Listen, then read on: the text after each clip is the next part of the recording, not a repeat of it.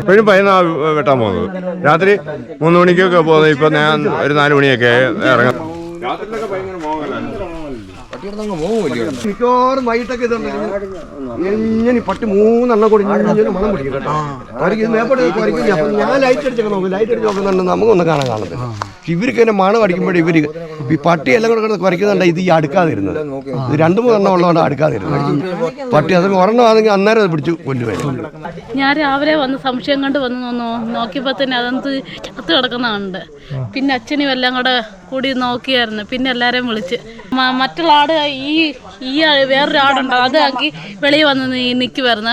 വിറവൊക്കെ വെക്കുന്നതിൻ്റെ അവിടെ ഇതിൻ്റെ വണ്ടയ്ക്കൊന്ന് എടുത്ത് ചാടി അവിടെ നിൽക്കുന്ന.